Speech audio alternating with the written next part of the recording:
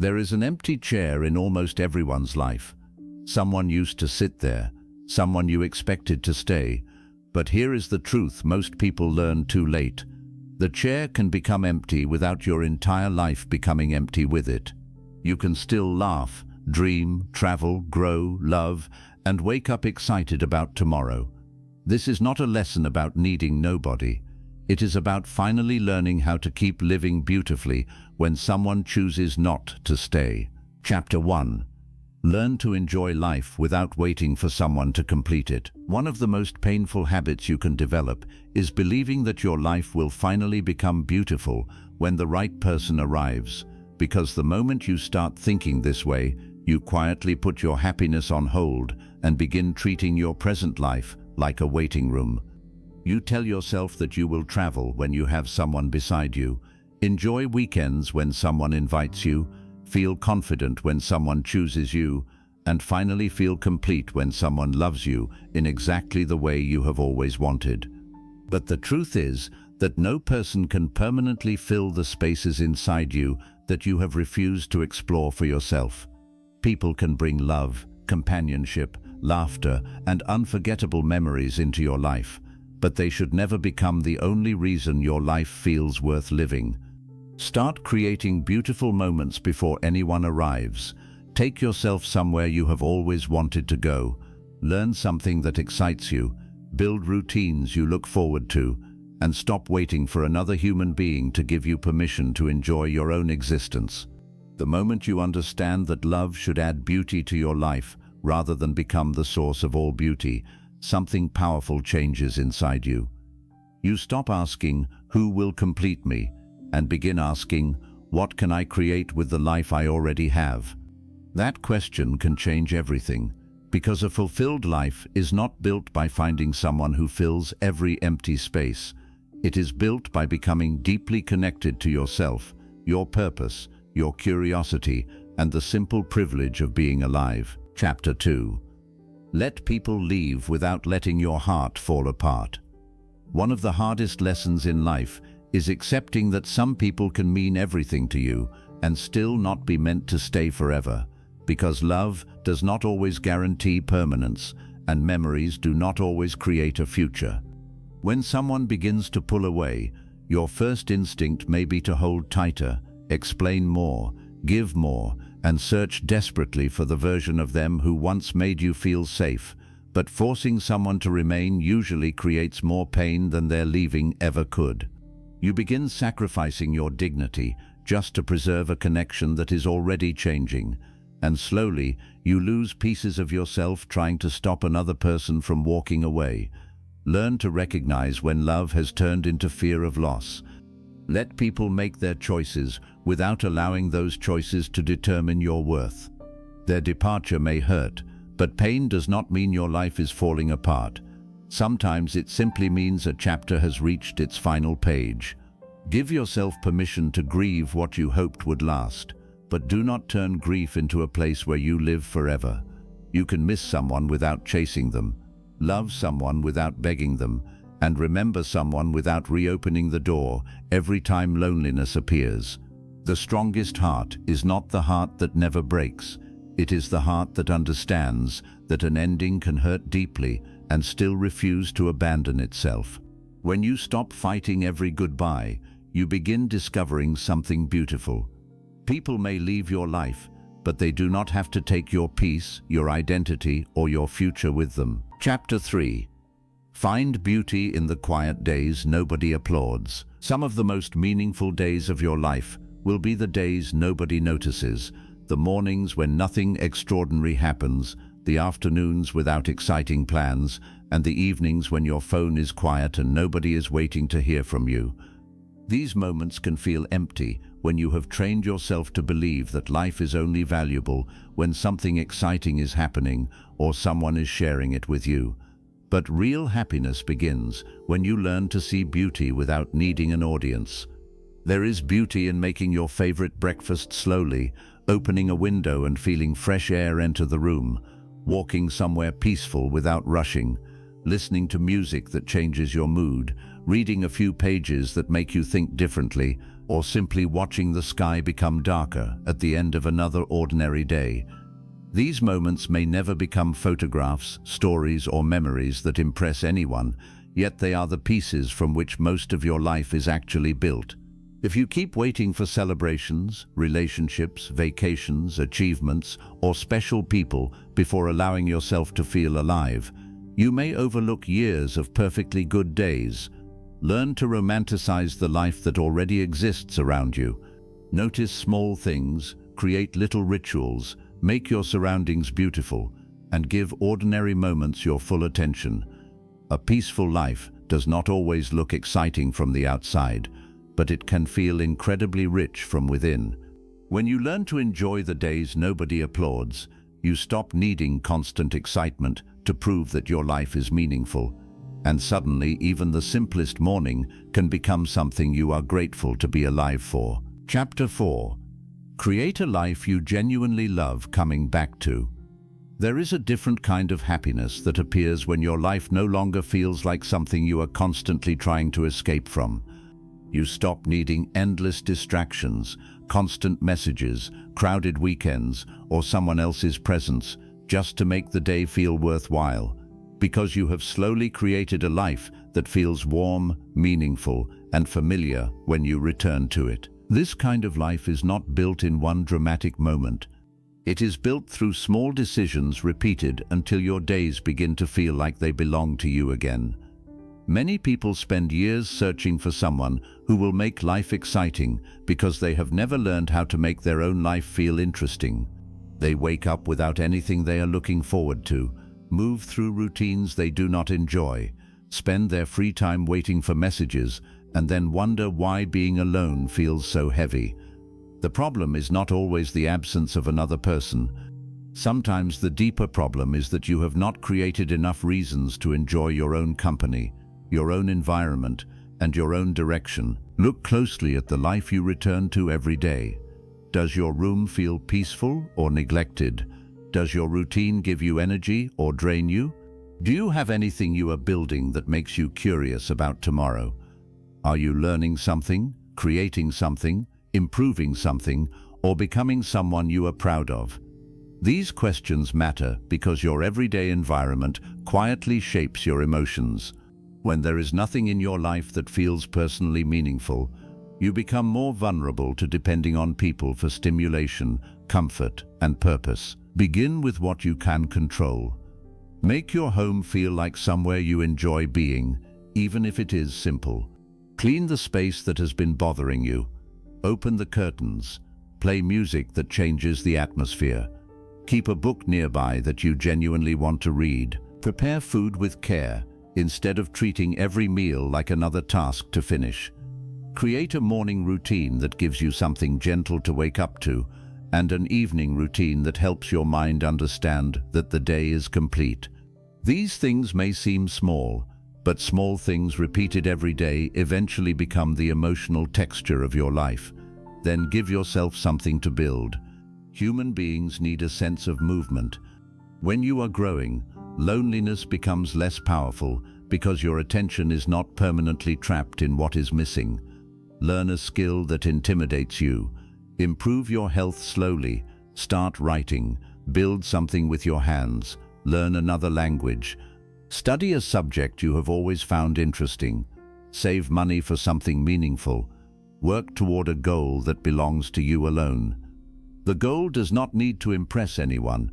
It only needs to make you feel that your life is moving somewhere. This is important because a meaningful life makes relationships healthier. When another person becomes your only excitement, you begin placing enormous pressure on them without realizing it. You expect them to make your weekends interesting, soothe every difficult emotion, remove your boredom, reassure your insecurities, and give your future direction. Eventually, love starts carrying responsibilities it was never meant to carry. A relationship should bring companionship into a life that already has substance. It should not be responsible for creating your entire reason to wake up in the morning. Build experiences that belong only to you. Go somewhere you have always wanted to visit, even if nobody is available to come with you. Sit in a cafe with a book instead of waiting for someone to invite you. Take a long walk with no destination other than clearing your mind. Try a new restaurant. Spend an afternoon learning something you know nothing about. Watch the sunrise once simply because you can. The first time you do things alone, you may feel uncomfortable because you are used to believing that experiences only become valuable when shared. But slowly, you begin realizing that your own presence does not make a moment less meaningful. There is also freedom in learning what you actually enjoy when nobody else is influencing your choices. Sometimes we spend so much time adapting to other people that we forget our own preferences. We watch what they like, go where they want to go, adjust our routines around their schedules, and slowly lose touch with the question, what do I enjoy? Creating a life you love means becoming curious about yourself again. What kind of music makes you feel alive? What environments make you calm? What kind of work makes time disappear? What subjects keep you thinking after the conversation ends? What does your ideal peaceful Sunday actually look like when you remove everyone else's expectations? Pay attention to these answers because they are clues. They show you how to design a life that feels natural rather than performative. And understand this, loving your own life does not mean every day will be exciting. A beautiful life still contains boring mornings, stressful weeks, disappointments, financial pressure, tired evenings, and moments when you wish someone were beside you. The difference is that these moments no longer convince you that your entire life is empty. You know how to return to yourself. You know what restores you. You have routines, interests, goals, places, and small pleasures that remind you that one difficult day is not the whole story. There is something powerful about reaching the end of a long day and feeling glad to come back to the life you have created. You enter your own space, and there is no panic because nobody called. There is no feeling that the evening has failed because your plans changed. You know how to make tea, put on something you enjoy, continue the book you started, work on the project that matters to you, or simply sit quietly without treating silence like punishment. That is emotional independence in one of its most practical forms. You stop searching desperately for people who can rescue you from your own days. You start creating days that do not need rescuing. This changes the kind of people you allow into your life as well. When you already enjoy your life, you become less willing to sacrifice your peace just to avoid being alone.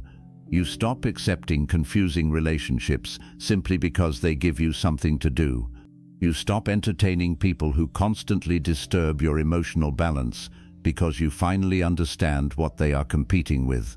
A life you genuinely enjoy. And that is where your standards become healthier. You are no longer asking, will this person stay? Before asking a more important question, does this person make the life I have built better, or do I have to destroy my peace to keep them in it? Your life should become something precious enough that you are careful about who receives access to it. Make your mornings yours. Make your space yours. Make your dreams yours. Build routines you respect, friendships that feel honest, work that gives you direction, hobbies that bring curiosity back into your days, and moments of rest that you do not have to earn through exhaustion. Do not wait for someone to arrive before you begin living beautifully. Create a life so full of meaning, growth, quiet pleasure, and personal purpose that another person's presence becomes a beautiful addition rather than the foundation holding everything together. Then, whether someone stays for years or leaves after a season, you still have somewhere meaningful to return. You still have your life, and more importantly, you have made it a life worth coming home to. Chapter 5. Stop measuring your worth by who chooses to stay. One of the most damaging things you can do to yourself is measure your value by the people who choose to remain in your life, because the moment you do that, you give other people the power to decide how worthy you are. When they stay, you feel wanted. When they become distant, you begin questioning yourself. When they choose someone else, You quietly wonder whether that person had something you did not have. And when someone you deeply loved eventually leaves, you may start looking at yourself as if their departure is proof that you were not good enough. This is how rejection becomes personal. Instead of seeing another person's choice as simply their choice, you turn it into a judgment about your entire identity. You replay conversations looking for the moment you became less interesting. You compare yourself with whoever came after you. You think about what you could have said differently, how you could have looked better, behaved better, loved better, or become easier to stay with. Without realizing it, you begin standing in front of an invisible courtroom, trying to defend your worth against a decision that may never have been a fair measurement of you in the first place. But someone's ability to stay does not determine your ability to be loved. People leave for reasons that have nothing to do with your worth. Sometimes they are emotionally unprepared. Sometimes their priorities change. Sometimes they want a different life. Sometimes they are carrying wounds they have never learned how to face. Sometimes two good people simply stop fitting into the same future. Sometimes you can love someone sincerely and still not be the person they choose to build their life with. That can hurt deeply, but pain and worthlessness are not the same thing. You must learn to separate them. Imagine spending years building a beautiful house and then allowing one visitor who decided not to live there to convince you that the entire house has no value. That would make no sense. Yet emotionally, many people do exactly this. They allow one rejection, one breakup, one friendship ending, or one person becoming distant to erase everything they once believed about themselves. Suddenly they forget their kindness, they forget their strength, they forget the years they spent becoming wiser. They forget the people they have helped, the difficulties they have survived, the skills they have developed, the promises they have kept, and the character they have built, all because one person decided not to stay. Never allow someone's departure to become more powerful than everything you know about yourself. Your value existed before they met you, it existed while they loved you, and it still exists after they leave. The difficult part is learning to believe this without needing immediate proof from somebody else. Because when your confidence has been built around being chosen, losing someone's attention can feel like losing your identity. You may begin searching for another person quickly, not because you are truly ready for connection, but because you desperately want reassurance that you are still desirable. You want someone new to repair what someone old damaged. But this creates another trap. If another person's attention is what restores your confidence, another person's absence can destroy it again. Your worth becomes a fragile object, constantly moving between other people's hands. This is why self-respect must become something you practice rather than something you simply talk about. Self-respect means you stop begging for clarity from people who continuously confuse you. It means you stop competing for someone's attention. It means you stop trying to prove that you deserve basic consistency. It means you stop changing your personality simply because you are afraid that your real self might not be enough to make someone stay. There is a quiet dignity in allowing people to choose freely and then responding to their choice without destroying yourself. If someone chooses you, appreciate it. If someone leaves, accept the information. If someone cannot recognize your value, do not spend years trying to explain it. People who genuinely value your presence do not need endless presentations about why you deserve respect. This does not mean believing that you are perfect or refusing to examine your mistakes. There will be times when someone leaves because of something you genuinely need to improve. Maybe you failed to communicate well. Maybe you were emotionally unavailable. Maybe you broke trust. Maybe you became careless with someone who loved you. Maturity means being able to look at these things honestly, but there is an important difference between taking responsibility and destroying your self-worth. Responsibility says, I made a mistake and I need to become better. Shame says, I made a mistake, therefore I am unworthy of love. One leads to growth, the other keeps you trapped. You can learn from losing someone without deciding that losing them proves there is something fundamentally wrong with you. Sometimes rejection is not a verdict, it is information. It may reveal what you need to change. It may reveal what you should never tolerate again. It may reveal that you were chasing someone whose vision of love was completely different from yours. It may reveal that you had been shrinking yourself just to remain accepted. Every ending contains information if you are willing to look at it without turning against yourself. Ask better questions. Instead of asking, "Why wasn't I enough?" ask, "What did this relationship teach me about what I need?" Instead of asking, "Why did they choose someone else?" ask, "Why am I allowing their preference to become a judgment about my identity?" Instead of asking, "How can I make them come back?" ask, "Who was I becoming while trying so hard to make them stay?" These questions return your power to you, because sometimes the deepest damage does not come from being left. It comes from everything you did to yourself while trying not to be left. You ignored your boundaries. You accepted behavior you knew was hurting you. You became afraid to express your needs because you thought honesty might push them away. You stopped speaking up when something felt wrong. You made yourself smaller, quieter, easier, more convenient, hoping that if you required less, they might love you more. But love that requires you to disappear is too expensive. No relationship is worth losing the relationship you have with yourself. The person who stays should not receive a broken version of you simply because you spent years trying to convince other people not to leave. This is where you must rebuild your internal definition of worth. Your worth should begin with the way you treat yourself when nobody is validating you. Do you keep your word to yourself? Do you respect your body enough to care for it? Do you protect your time? Do you speak to yourself with dignity? Do you continue working toward your future even when nobody is applauding? Do you remove yourself from environments where you are repeatedly disrespected? These are stronger foundations for self-worth than romantic attention will ever be, because people can change their minds. Attention can disappear. Relationships can end. But the character you build inside yourself can travel with you through every season.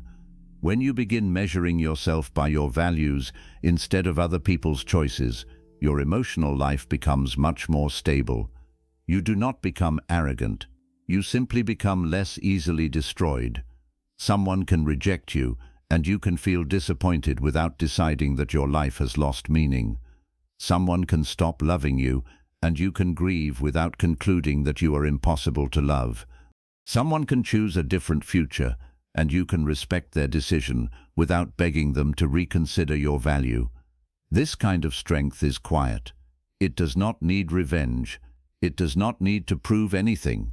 It does not need to become successful just so someone from the past will regret leaving.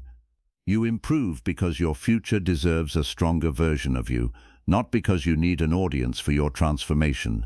That is an important distinction. If your entire growth journey is secretly designed to make someone regret losing you, that person is still controlling your life. You are still measuring yourself through their eyes. Real freedom begins when you no longer need them to witness who you become. Build the life anyway. Become healthier anyway. Learn anyway. Travel anyway. Heal anyway. Grow anyway. Whether they ever see it or not. There is something deeply peaceful about reaching a point where you no longer need everyone to recognize what you bring to the table. You understand that compatibility matters as much as value. A wonderful person will still be wrong for some people. A beautiful song will still be disliked by someone. A brilliant book will still be closed after the first chapter. Rejection is not always evidence of low value. Sometimes it is simply evidence of difference. Stop trying to become universally chosen. You were never meant to be. The desire to be chosen by everyone eventually turns you into a collection of performances. You begin adjusting yourself depending on who is watching. With one person, you become quieter. With another, more agreeable. With another, more entertaining. You slowly lose track of who you are because your personality has become a strategy for preventing abandonment. Return to yourself. Let your personality breathe, have opinions, have standards, have boundaries, have preferences. Allow people to dislike some parts of you. Not everyone needs access to your life, and not everyone needs to approve of the person you are becoming. The goal is not to become impossible to reject. The goal is to become strong enough that rejection does not make you reject yourself. There is enormous freedom in that. You can enter relationships with open hands instead of clenched fists. You can love someone without constantly worrying whether they will leave. You can enjoy their presence without turning it into proof that you matter. And if the relationship eventually ends, you will hurt, but you will still recognize the person looking back at you in the mirror. You will know that your story is larger than one person's decision. Your life has existed through many versions of you already. You have survived days you once thought would break you permanently. You have outgrown situations you once begged to keep. You have discovered strength after moments when you were certain you had none left. Never forget this when someone chooses to walk away. There will always be people who cannot stay. There will always be people whose journey only overlaps with yours for a while. There will always be moments when you are not chosen. But your job is not to make everyone stay. Your job is to remain connected to yourself through every arrival and every departure. Let your worth come from the life you are building, the character you are developing, the way you recover after disappointment, and the way you continue treating your own heart with respect. Then being chosen becomes beautiful, but no longer necessary for survival. Being loved becomes meaningful, but no longer the only evidence that you are worthy. And when someone chooses to leave, you can watch the door close without allowing it to close the door on your confidence, your future, or your ability to enjoy the life still waiting for you. Because the most important person you must stop abandoning every time someone else leaves is yourself. Chapter 6. Learn to feel at home in your own company. There is a strange kind of fear many people carry without ever speaking about it. It is the fear of being left alone with themselves, not because they dislike silence, but because silence removes every distraction. When nobody is calling, nobody is texting, nobody is sitting across from you, and there is nowhere you urgently need to be, you are finally left with your own thoughts, your own emotions, your own memories, and the life you have created. For some people, that feels peaceful. For others, it feels unbearable. This is why so many people remain surrounded by company that does not truly nourish them. They would rather stay connected to people who exhaust them than sit alone in a quiet room. They would rather keep a weak conversation alive than face the emptiness that appears when the phone becomes silent. They would rather return to relationships that repeatedly hurt them than experience an evening where nobody is asking where they are. But there comes a point in life when you must learn something powerful. Your own company should not feel like punishment. You are the person you spend your entire life with. You wake up inside your own mind. You carry your own thoughts into every room. You hear your own inner voice long after everyone else's voice disappears. No matter how deeply somebody loves you, they cannot live inside your experience every hour of every day. There will be mornings you face alone, decisions you must make alone, private disappointments nobody fully understands, and quiet victories that may never receive applause. If being with yourself always feels uncomfortable, then life will constantly push you toward dependency. You will keep searching for people to rescue you from your own presence. This is why learning to feel at home in your own company is not a small skill. It is one of the foundations of emotional freedom. Feeling at home with yourself does not mean you never feel lonely. It does not mean you suddenly stop wanting love, friendship, conversation, or companionship. Human beings are built for connection, and there is nothing wrong with wanting someone beside you. The goal is not to become detached from everyone. The goal is to reach a place where connection becomes something beautiful you appreciate, rather than something you desperately need in order to feel okay. There is a difference between enjoying someone's presence and depending on it. When you enjoy someone's presence, you can appreciate them without losing yourself. When you depend on their presence, every change in their behavior becomes a threat. A late reply feels personal. A busy week feels like rejection. A change in routine creates panic. Their distance does not simply disappoint you. It makes you question your own stability. The stronger your relationship with yourself becomes, the less power these small changes have over your entire emotional world. Start by noticing what happens when you are alone. Do you immediately reach for your phone? Do you open social media without even thinking? Do you search for someone to message? Do you turn on noise because silence feels uncomfortable? Do you feel restless when there is nothing to distract you? There is no need to judge yourself for these habits. Simply notice them. They may be revealing that you have become so used to stimulation that you no longer know what to do with your own attention. Solitude becomes peaceful only when you learn how to inhabit it. At first, this may feel unfamiliar. You may sit alone and immediately notice thoughts you have been avoiding. You may remember things that still hurt. You may realize how tired you are. You may discover that some of the relationships you keep running toward are not actually making you happy. You may notice dreams you abandoned, needs you ignored, or parts of yourself you have not listened to in years. This is one reason people avoid being alone.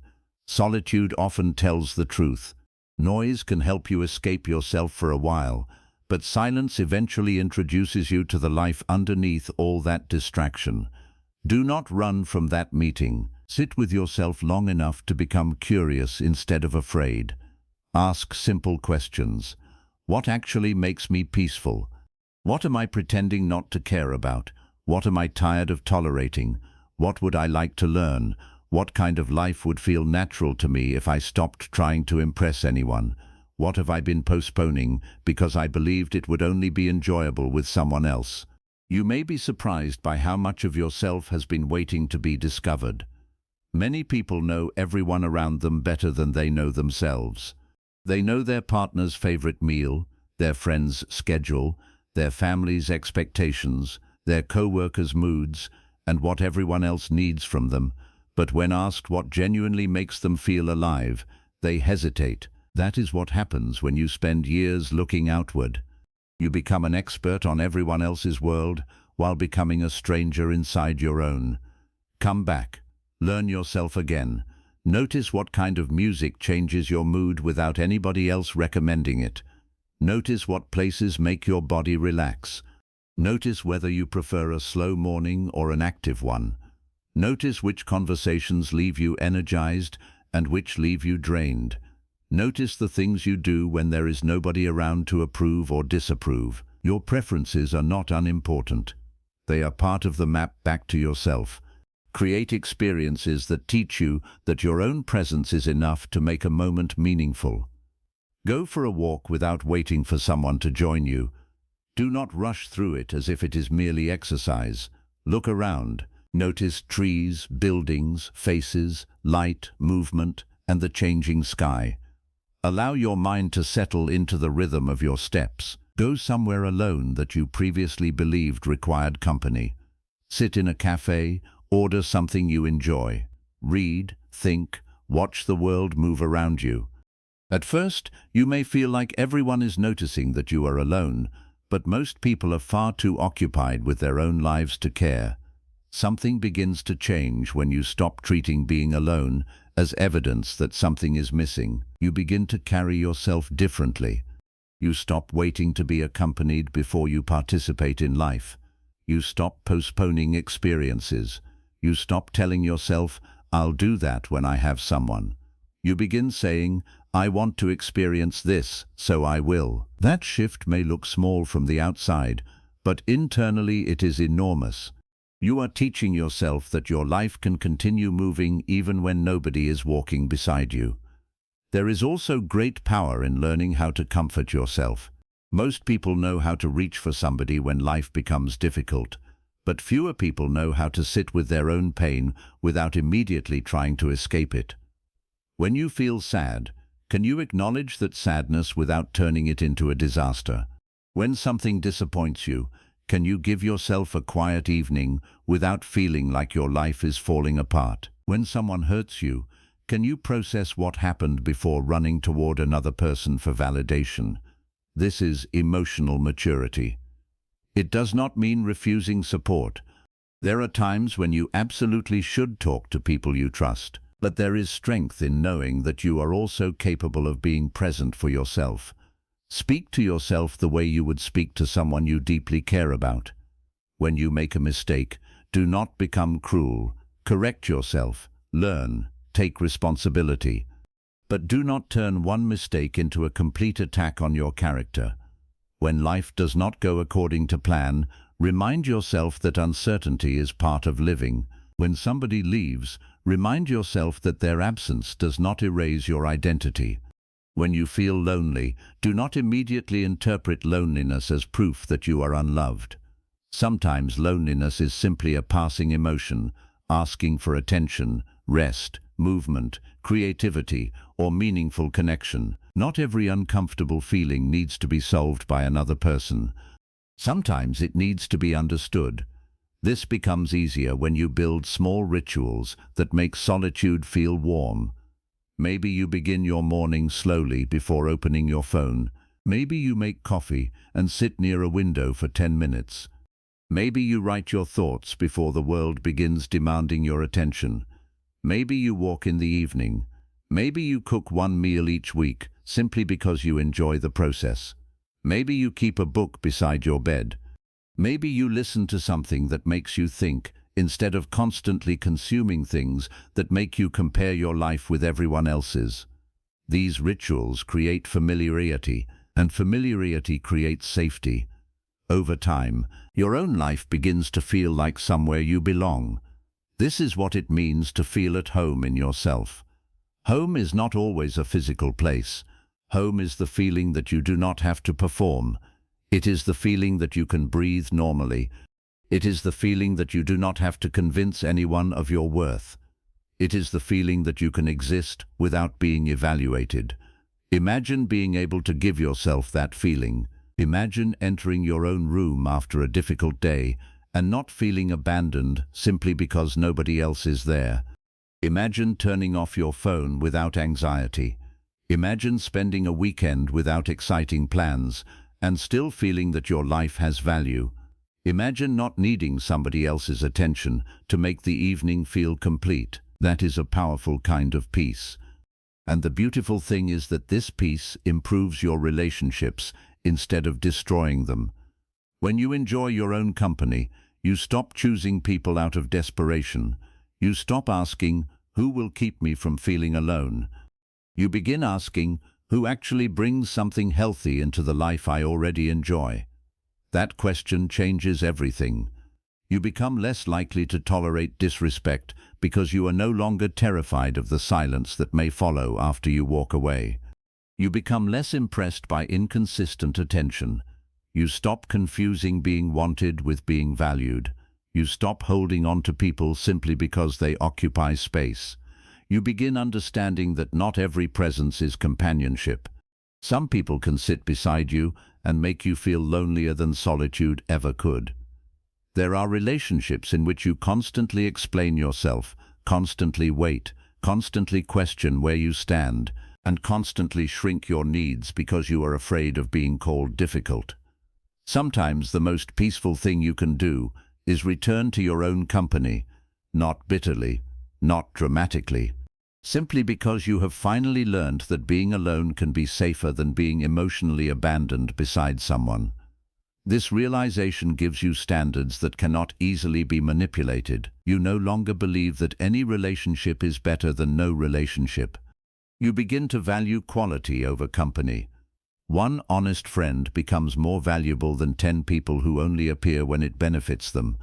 One peaceful evening becomes more valuable than hours spent around people who leave you emotionally exhausted. One healthy connection becomes more valuable than endless attention from people who do not truly know you. This is what solitude can teach you when you stop being afraid of it. It teaches discernment. It teaches patience. It teaches you that emptiness and spaciousness can look similar from the outside, but feel completely different inside. An empty life feels abandoned. A spacious life feels open. It has room for thought, room for creativity, room for rest, room for people who truly belong there. Do not fill every open space simply because you are uncomfortable seeing it empty. Some spaces need to remain open long enough for something better to enter. There may be seasons when your circle becomes smaller, people move away, friendships change, relationships end, your routine shifts. At first, you may look around and feel like life has taken something from you. But sometimes a quieter season is not a punishment. It is an invitation. An invitation to rediscover your interests, to reconsider your direction, to understand your patterns, to heal from relationships you never had time to process because you immediately moved into another one. To remember what your own voice sounds like beneath everyone else's opinions. Do not waste every quiet season trying desperately to make it noisy again. There are things you can only hear when life becomes quiet. Your own intuition is one of them. When you are constantly surrounded by opinions, you begin outsourcing your decisions. You ask everyone what they think. You look for approval before making choices. You become afraid of trusting yourself. But solitude gives you opportunities to practice listening inward. You make small decisions. You live with them. You learn. You adjust. And slowly, self-trust develops. You realize that you can make mistakes and recover. You can choose something and change direction later. You do not need universal approval before taking the next step. That self-trust becomes one of the greatest gifts you can give yourself. Because the more you trust yourself, the less desperate you become for somebody else to constantly tell you what to do, what to feel, what to believe, and whether you are doing life correctly. You begin becoming your own safe place, not because you know everything, not because you never struggle, but because you know that whatever happens, you will stay present. You will not disappear from your own life just because somebody else does. You will not neglect yourself to chase somebody who has already chosen distance. You will not betray your boundaries just to keep company. You will not punish yourself for needing rest, healing, or time. You will return to yourself again and again. There is also a deeper joy that becomes available when you stop requiring witnesses for every beautiful moment. You can laugh at something alone.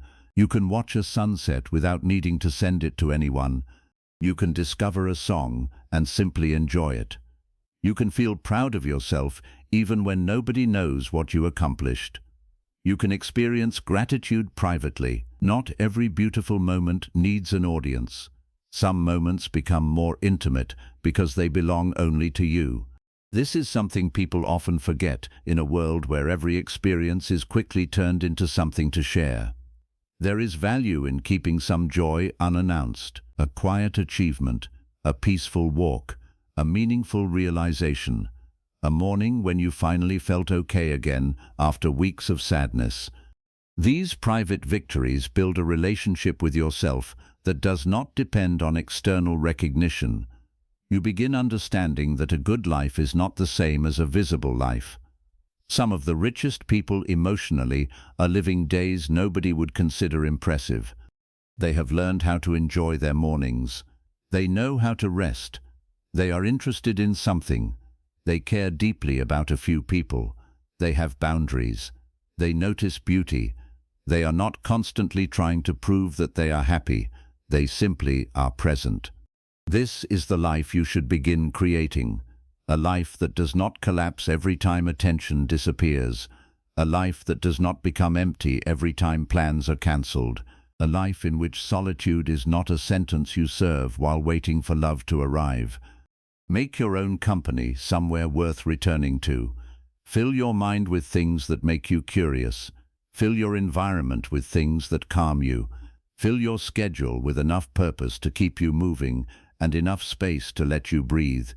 Take care of your body because it carries you through every season. Take care of your mind because you live inside it every day. Protect your peace because not everyone deserves access to it. And when loneliness occasionally visits, do not panic. Loneliness does not mean you have failed at being independent. It simply means you are human. You can feel lonely and still be whole. You can want companionship and still respect your solitude. You can miss someone and still choose not to return to what harmed you. You can hope for love without putting your current life on hold. That balance is where freedom lives. One day, you may look back and realize that the season you once feared most became one of the most important seasons of your life. The quiet gave you back your voice. The distance gave you perspective. The empty evenings gave you time to rebuild. The absence of constant attention taught you that you were still alive, still capable, still curious, and still worthy even when nobody was watching. And from that point forward, you no longer enter relationships begging someone to become your home. You already have one. You carry it inside yourself. So when love comes, you can welcome it without disappearing into it. When friendship comes, you can appreciate it without clinging to it. When people stay, you can cherish them without making them responsible for your entire happiness. And if someone eventually leaves, you will grieve, but you will not become homeless inside your own heart, because you have learned how to return to yourself. You have learned how to sit beside yourself without running away. You have learned how to turn silence into peace, solitude into discovery, and your own presence into something familiar, gentle and safe. And once you truly feel at home in your own company, you stop asking the world to constantly save you from being alone. You begin understanding that being alone was never the deepest thing you feared. The deepest fear was believing that without another person, there would be nobody there for you. Now you know better. You are there, and you have finally learned how to stay. Chapter 7. Release the people you love without losing your peace. There are few things more difficult than releasing someone you still love, because the heart does not always move at the same speed as reality. A relationship can end long before your feelings do. A person can walk away while part of you is still holding conversations with them in your mind, still remembering how safe certain moments once felt, still wondering whether one more conversation, one more explanation, or one more chance could somehow bring everything back to what it used to be. This is what makes letting go so painful. You are not only releasing a person, you are releasing the future you imagined with them, the version of yourself that existed around them, and the hope that perhaps the story was not really over. Sometimes you already know the truth long before you are ready to accept it. You notice the distance. You notice that conversations feel forced. You notice that effort has become one-sided. You notice that what once felt natural now requires constant repair. Yet instead of accepting what is happening, you begin negotiating with reality. You think, maybe they are just tired, maybe they need time, maybe if I become easier to love, more patient, more understanding, less demanding, less emotional, less honest about what hurts me, then perhaps they will return to the version of themselves I remember. Without realizing it, you begin sacrificing your peace to preserve a connection that is already asking to be released. This is one of the hardest truths you will ever learn. Love is not always a reason to stay. You can love someone and still recognize that the relationship is no longer healthy. You can care about someone and understand that your paths have changed. You can remember beautiful moments without using those memories as evidence that you must continue holding on. Love can be real and still reach an ending. That does not make the entire relationship meaningless. It simply means that not every meaningful connection was designed to last forever. Some people teach you what love feels like. Some teach you what you should never accept again. Some reveal parts of yourself you had forgotten. Some walk beside you through a difficult season and then continue toward a different destination. Your mistake is believing that because something mattered, it must remain. Some of the most meaningful experiences of your life will be temporary. A beautiful sunset does not become worthless because it disappears. A season does not become a failure because it eventually changes, and a relationship does not become meaningless simply because it ended. The difficulty begins when you confuse appreciation with attachment. Appreciation says, "This mattered to me." Attachment says, "Because this mattered, I cannot survive without it." Those are not the same thing. You can appreciate what somebody gave you without needing them to continue giving it forever. You can honor a memory without living inside it. You can be grateful that someone existed in one chapter of your life while still turning the page. Releasing someone does not require you to hate them. In fact, hatred can become another form of attachment. If you wake up thinking about how angry you are with them, if you spend your evenings replaying what they did, if every conversation eventually returns to their mistakes, they may be gone physically while still controlling your emotional world. That is not freedom. Sometimes true release is much quieter. It is reaching a point where you no longer need revenge. You no longer need them to regret losing you. You no longer need them to see how much better you are doing. You no longer secretly design your future around the hope that one day they will notice what they walked away from. You simply continue, not to prove anything, not to punish anyone, not to create jealousy. You continue because your life still deserves to be lived. This is important because many people confuse healing with winning. They want to become successful so an old partner will regret leaving. They want to look happier online so someone from their past will wonder if they made a mistake. They want to move on quickly, not because they are ready, but because they want to appear unaffected. But if your healing is still being performed for the person who hurt you, then they are still at the center of your life. Real healing begins when you stop asking how your recovery looks to them. It becomes private, personal, quiet. You begin rebuilding because you deserve peace, not because you want an audience for your transformation. You begin exercising because you want to feel stronger. You begin learning because you want a larger future. You begin taking care of yourself because your body and mind deserve care. You begin creating new memories because there is still so much life available to you.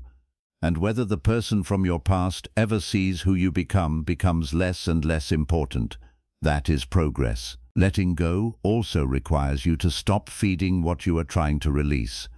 You cannot expect a wound to close if you reopen it every night. If you constantly check their page, search for updates, reread old messages, look through photographs, ask mutual friends about them, and replay every possibility of what they may be doing, your mind never receives the message that the chapter has ended. You are keeping the emotional connection alive through information. Sometimes peace requires distance from knowledge you no longer need. You do not need to know whether they miss you. You do not need to know who they are talking to. You do not need to know where they went last weekend. You do not need to know whether they have changed. Some information gives clarity. Other information simply feeds attachment. Learn the difference. There is tremendous power in saying, "I do not need to know." That sentence protects more peace than many people realize, because curiosity after an ending can become a doorway back into suffering. At first, you convince yourself that you are only checking once. Then one detail creates 10 more questions. You notice a photograph and begin interpreting it. You see a name and start wondering. You see a smile and think, how can they be happy after what happened? Within minutes, you are emotionally living inside a life that is no longer yours. Close the door. Not dramatically, not because you hate them, because you love your peace enough to stop repeatedly visiting what disturbs it. You must also understand that missing someone does not mean you made the wrong decision by letting them go. This confuses many people. They experience a wave of loneliness and immediately think, maybe I should go back. But loneliness is not always guidance. Sometimes it is simply withdrawal from familiarity. Your mind becomes accustomed to people. It becomes accustomed to their messages, their voice, their schedule, their presence, even their problems.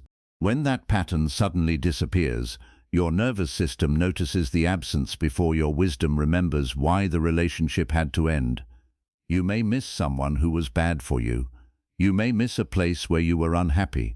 You may miss a version of life you know you should never return to. Missing is not always evidence that something belongs in your future. Sometimes it simply proves that it once occupied a large place in your past. Allow the feeling to pass without immediately acting on it. You do not have to turn every emotion into a decision. This is where emotional discipline becomes important. There will be evenings when you want to send the message.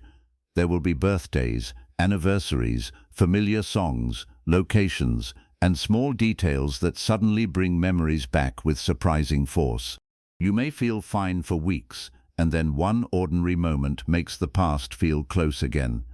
Do not treat these moments as failure. Healing is not a straight road. You can move forward and still have memories. You can become stronger and still feel sadness occasionally. The goal is not to erase your emotional history. The goal is to stop allowing it to control your present behavior. When the memory comes, let it come. Notice it. Feel what you need to feel. Then return to your life. Do not build a new home inside an old moment. There is another painful part of releasing people that few talk about.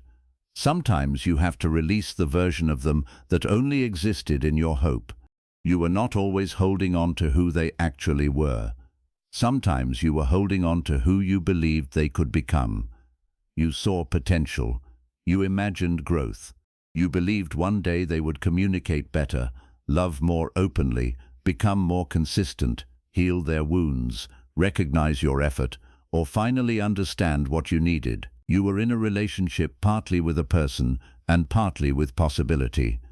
That is why leaving can feel so difficult. You are mourning something that never fully existed. You are grieving the future version you kept expecting. This is where acceptance becomes powerful. Stop loving people only for their potential. Look at what they consistently show you. Potential can be beautiful, but consistency is what you actually live with. If somebody repeatedly gives you confusion, their potential for clarity does not remove the confusion. If somebody repeatedly disrespects your boundaries, their potential to become more considerate does not heal the damage. If somebody repeatedly disappears whenever things become difficult, the version of them you hope will one day stay cannot support you today.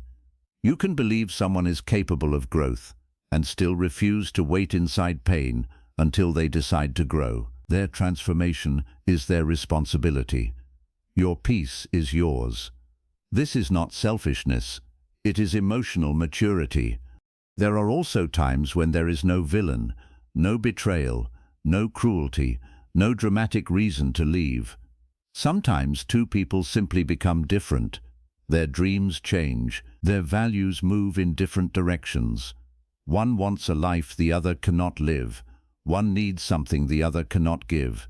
This can be even harder because anger often makes endings easier. When nobody did anything terrible, you may wonder why love was not enough. But compatibility is not a measurement of how good two people are. Two kind people can still be wrong for each other. Two people can care deeply and still need different lives. The absence of wrongdoing does not always create a reason to remain. Sometimes maturity means admitting we love each other, but we are hurting each other by trying to force a future that no longer fits. That truth can break your heart and still be the right truth. Releasing people with love means allowing them to become who they need to become without demanding that their journey include you. That is difficult because attachment naturally wants ownership. You think, if I love you, I should remain important to you. I should remain part of your future. I should still have a place. But genuine love sometimes asks something more difficult. It asks you to wish someone well from a distance. It asks you to stop interfering with the path they have chosen. It asks you to release the role you once held. That does not mean pretending you feel nothing. It means respecting reality more than your desire to control it. Control is often hidden inside attachment. We do not call it control because it looks emotional, But when you constantly need someone to behave in a specific way so you can feel okay, part of your peace is being controlled by their choices. If they reply warmly, you relax. If they become distant, your whole day changes. If they return, you feel worthy. If they leave again, you collapse. This emotional dependence gives another person enormous power over your inner life. Releasing them means gradually taking that power back, not by becoming cold, by becoming grounded. Your mood should not be a remote control sitting in somebody else's hands. Your life must become larger than one person's behavior. There must be other things that matter: your health, your purpose, your learning, your work, your family, your friendships, your creativity, your spiritual or reflective life, your curiosity, your future, your own relationship with yourself. When one person becomes everything, every change in that relationship feels like the collapse of everything.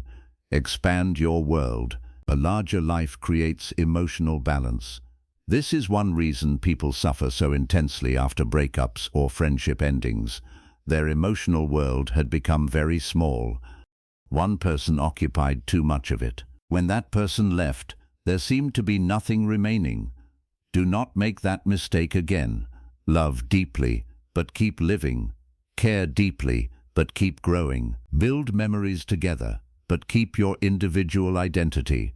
Share your life, but do not surrender the entire structure of it. Healthy love should not require you to disappear. And if someone leaves, you should still recognize the life waiting behind their absence. Another part of release is forgiveness, but forgiveness is often misunderstood. Forgiveness does not necessarily mean reunion. It does not mean giving someone access to you again. It does not mean pretending the damage did not matter. It does not require you to trust someone who repeatedly broke your trust. Sometimes forgiveness is simply deciding that you no longer want to carry the emotional weight of what happened. You stop rehearsing the offense every day. You stop allowing their worst decision to occupy the best hours of your future. You accept that what happened cannot be undone. Then you choose not to let it continue happening inside your mind forever. You can forgive and still have boundaries. You can forgive and still say no. You can forgive someone completely and never invite them back into your life. Forgiveness can release your heart without reopening the door. This distinction matters. Because some people remain angry for years because they believe releasing anger means saying what happened was acceptable. It does not. You can recognize something as wrong and still decide that your peace is more valuable than permanent resentment. Anger can protect you temporarily. It can show you that a boundary was crossed. It can give you strength to leave. But anger is a poor place to live. Eventually, you must put it down. Not for them, for you. You were not meant to carry another person's mistake into every future relationship. If somebody lied to you, do not make every new person pay for that lie. If somebody abandoned you, do not assume everyone will. If somebody betrayed your trust, do not turn suspicion into your permanent personality. Learn the lesson, keep the wisdom, release the poison. This is one of the deepest forms of letting go. You do not just release the person, you release the version of yourself that was created by the pain. Maybe you became more guarded. Maybe you became cynical. Maybe you started believing nobody can be trusted. Maybe you began rejecting good people before they had the chance to leave you. Maybe you confused emotional walls with boundaries. Walls keep everyone out. Boundaries allow healthy people in while protecting you from unhealthy behavior. Do not let one ending train you to fear every beginning. Your past deserves respect, but your future deserves opportunity. There are people you have not met yet who should not have to fight ghosts they did not create. There are experiences ahead that should not be punished for what happened behind you. Healing means allowing the past to become wisdom instead of prophecy. You can say, "This happened to me," without saying, "This is what will always happen to me." Those are very different beliefs. One acknowledges history. The other imprisons your future. Let go of the belief that one painful experience predicts every future connection. Life is more creative than that. People are different. You are different now. You have learned. Your standards have changed. Your awareness has grown. What once fooled you may no longer fool you. What once kept you trapped may now become something you recognize quickly. Pain can become discernment if you allow it to teach instead of harden you. There will also be people you must release without ever receiving the apology you deserved. This is difficult because the mind likes completed stories. It wants explanations. Why did you do that? Did you know how much it hurt me? Do you regret it? Did I ever matter? Was any of it real? You may believe that peace will arrive when they finally answer these questions. But sometimes that conversation never happens. Sometimes the person who hurt you does not have the maturity to explain themselves. Sometimes they have already moved on. Sometimes their apology would not contain the words you need. Sometimes they may never fully understand what they did.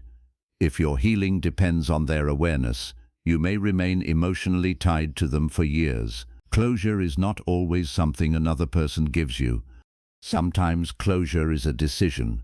It is saying, I may never understand everything, but I understand enough to stop hurting myself. You do not need every answer before you move forward. Some doors close without explanation. Your job is not to spend your life standing outside them. Your job is to turn around and notice how much road is still ahead. This may require you to grieve. Do not be ashamed of grief. Grief is not weakness. It is the price of having cared. When something mattered, its absence will be felt. Give yourself permission to be sad. Cry if you need to. Write. Walk. Talk to someone you trust. Sit quietly. Allow yourself to admit, I really wanted this to work. There is dignity in admitting disappointment. You do not have to pretend you never cared in order to prove you are strong. Strength is not emotional numbness. Strength is the ability to feel something deeply without allowing the feeling to destroy the direction of your life. Grieve, but keep moving. Eat, sleep, work, take care of your body. Keep small promises to yourself. Return messages from people who still care about you.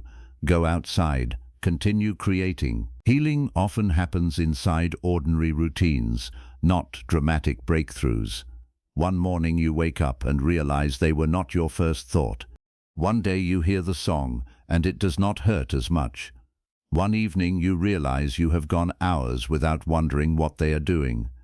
One week you notice that your future has started looking interesting again. These are quiet signs. Do not overlook them. Healing rarely announces itself. It happens gradually while you are living. This is why you must keep living even when part of you feels broken. Do not wait until you are completely healed before participating in life.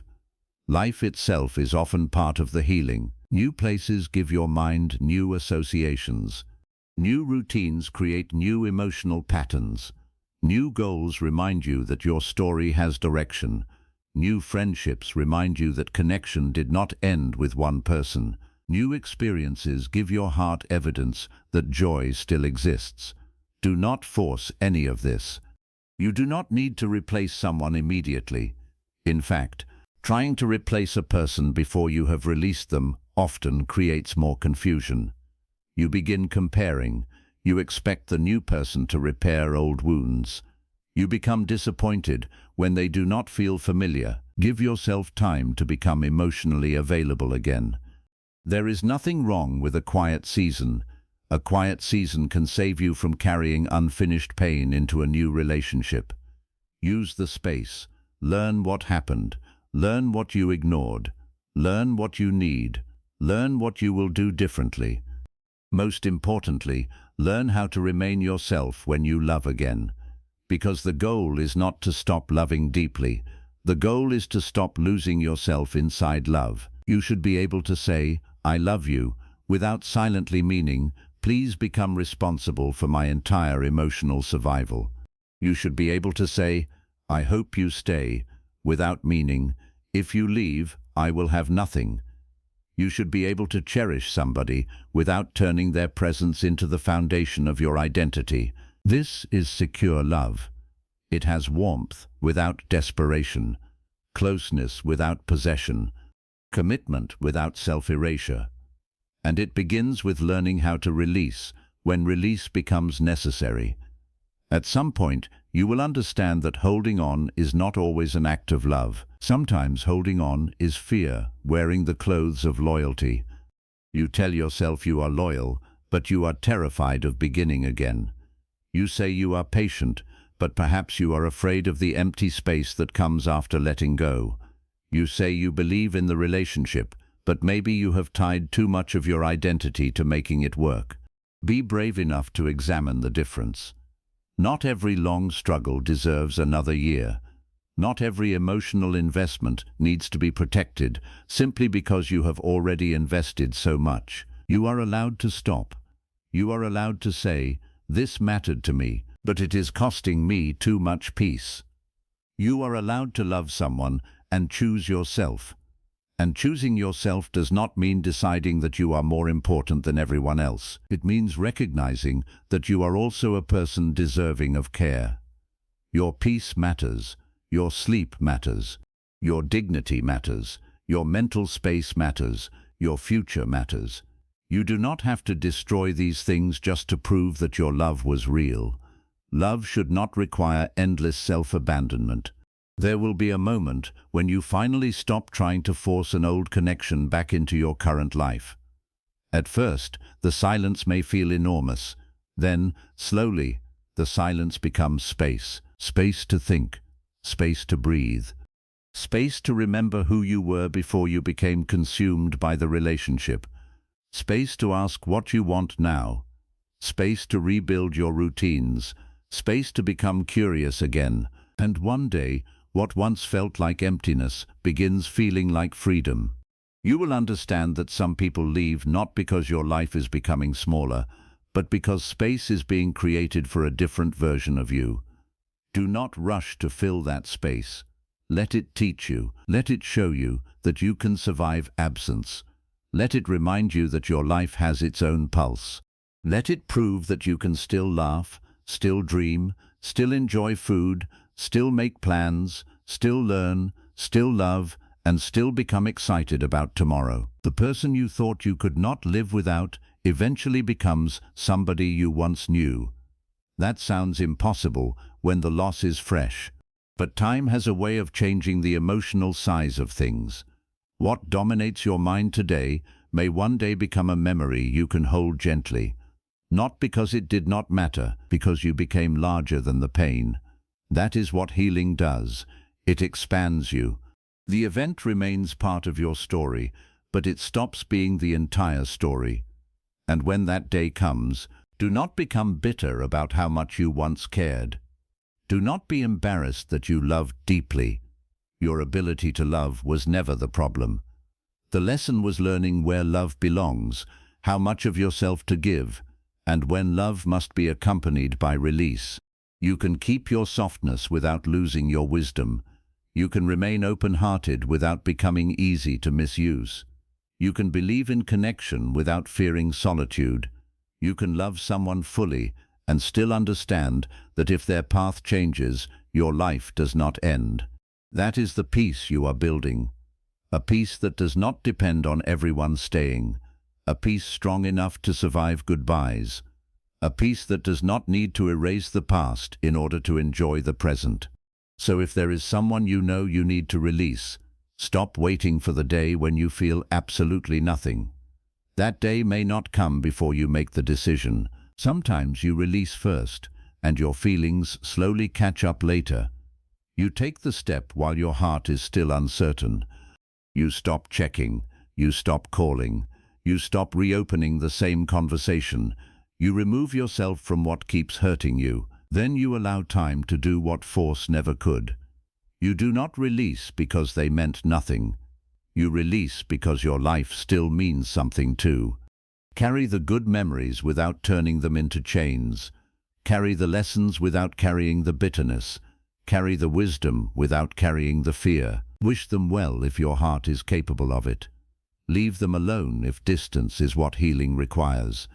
Then turn toward the life still waiting for your attention. There are mornings ahead that have nothing to do with them. There are places where their memory will not follow you. There are conversations that will make you laugh in ways you had forgotten. There are goals that will wake something inside you again. There are people who may love you without making you question whether you are difficult to keep. There is also a deeper relationship waiting for you. The relationship you build with yourself when you finally prove that you will not abandon your own peace just because somebody else decided not to stay. That is the real lesson. You do not need to stop loving everyone who leaves. You only need to stop losing yourself after they go. Let love become gratitude instead of captivity. Let memories become history instead of instructions. Let endings become endings. And when you finally release the hand you have been trying so desperately to hold, you may discover something surprising. Your own hand was there the entire time. Take it. Keep walking. Your peace is waiting ahead. Chapter 8. Become the reason your own life feels beautiful. There comes a point in your life when you have to stop asking who is going to make you happy and begin asking a more important question. What kind of life can I create that feels beautiful even when nobody is beside me? This question changes everything because it moves your attention away from waiting and places it back into your own hands. For years, you may have believed that happiness would arrive through another person. You imagined that the right relationship would make ordinary days exciting, that the right friend would remove loneliness, that the right person would understand you so deeply that you would never feel empty again. You may have spent countless hours hoping someone would come into your life and give you the feeling you could not seem to create on your own. But eventually, life teaches you something much more powerful. No person can carry the full responsibility of making your life beautiful. People can add love, they can add laughter, they can bring companionship, comfort, support, adventure, and memories you will treasure for years. But they cannot become the entire foundation of your joy. If they do, you will always be afraid of losing them. You will hold too tightly. You will overthink every change. You will become anxious whenever they become distant. You will tolerate things that hurt you because the thought of losing them feels more frightening than losing your peace. And slowly, instead of enjoying love, you begin living in fear of its disappearance. That is not the freedom you were meant to have. The deepest transformation begins when you decide that whoever comes and whoever goes, you are going to continue creating a life that feels meaningful to you. You stop waiting for someone else to make your days interesting. You stop waiting for permission to go somewhere. You stop postponing things you have always wanted to experience. You stop believing that your future cannot begin until another person decides to become part of it. You begin living now. This sounds simple, but it requires courage. It requires you to look at the life you currently have and ask yourself whether you have been truly living or simply waiting. Waiting for a relationship, waiting for more money, waiting for more confidence, waiting for the perfect moment, waiting for someone to understand you, waiting for life to finally feel exciting. Many people spend years in this waiting room. They wake up, repeat familiar routines, consume other people's lives through screens, imagine how different things could be, and then go to sleep promising themselves that they will begin living when something changes. But life is not something that begins later. It is already happening. This morning was part of it. The meal you ate was part of it. The conversation you had was part of it. The quiet hour you almost ignored was part of it. The sky outside your window was part of it. The ordinary day you attempted to call boring was still one day of your limited life. When you truly understand that, you begin treating your time differently. You stop needing extraordinary circumstances to justify being present. You begin finding beauty in what is already here. Maybe your life is not perfect. It does not have to be. Beauty does not require perfection. A beautiful life may still contain unanswered questions. It may contain financial pressure. It may contain loneliness. It may contain unfinished goals. It may contain disappointments that still hurt when you think about them.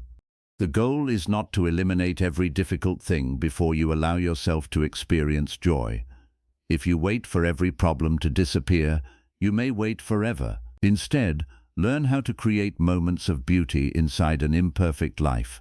That is one of the greatest skills you can develop. You can have a difficult week and still enjoy a peaceful walk. You can miss someone and still laugh at something funny. You can be uncertain about your future and still appreciate the meal in front of you. You can be healing and still have a beautiful day. Two things can be true at the same time. Pain can exist, and so can gratitude. Uncertainty can exist, and so can curiosity. Loneliness can exist, and so can peace. The presence of one difficult emotion does not cancel every good thing still available to you. This is where many people lose years. They believe they must solve the entire emotional puzzle before allowing themselves to enjoy anything. They say, "Once I stop missing them, I will enjoy life again. Once I find someone new, I will start going out. Once I become successful, I will finally feel proud.